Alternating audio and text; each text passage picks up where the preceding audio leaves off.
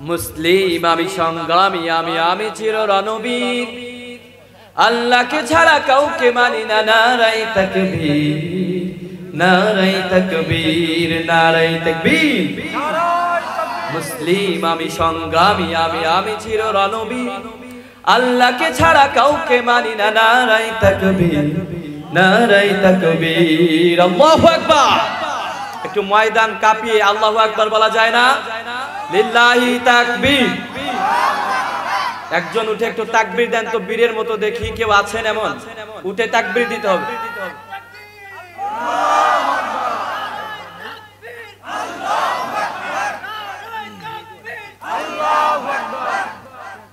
ভাইরা আমার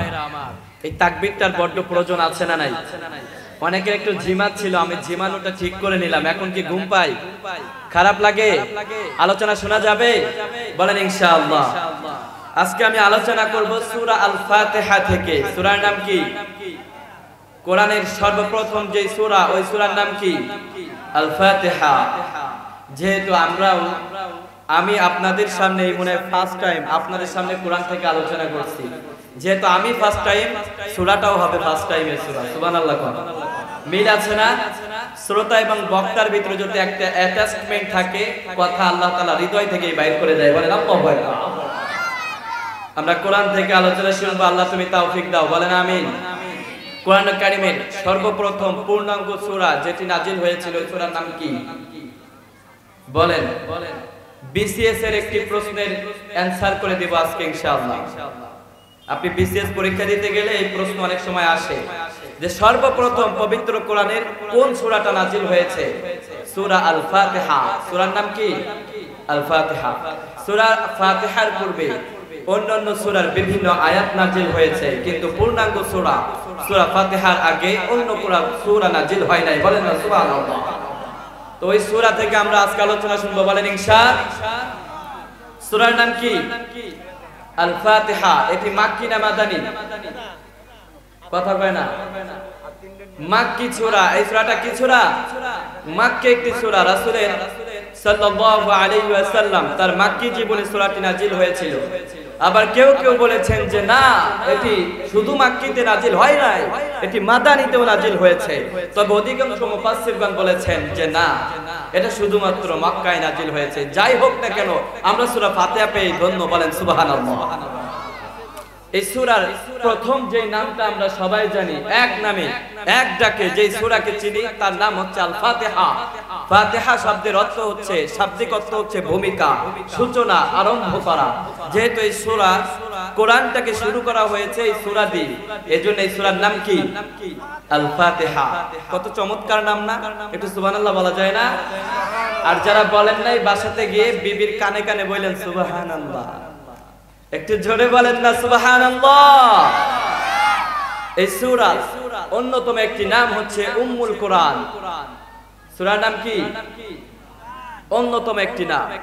কেননা পৃথিবীতে সন্তানের আগে পরিচয় থাকে মায়ের ঠিক কি না মায়ের যদি পরিচয় না থাকে ওই সন্তানকে আমরা কি কই জারুস কই ঠিক কি না বলেন তবে কোরআনকে এই শাব্দিক অর্থে ব্যবহার করা যায় না কোরআন হচ্ছে সম্মানিত কিতাব সুবহানাল্লাহ বলেন আমি एग्जांपल দিলাম কেননা কোরআনের একটি নাম যদি হয় উম্মুল কোরআন তাহলে এই সূরাটা হচ্ছে কোরআনের মা সুবহানাল্লাহ কেননা কোরআনের প্রথম পেজটা যখন আপনি এভাবে উল্টাবেন প্রথমেই যেটা আপনার দৃষ্টিটা কেড়ে নেবে সেই সূরার নাম হচ্ছে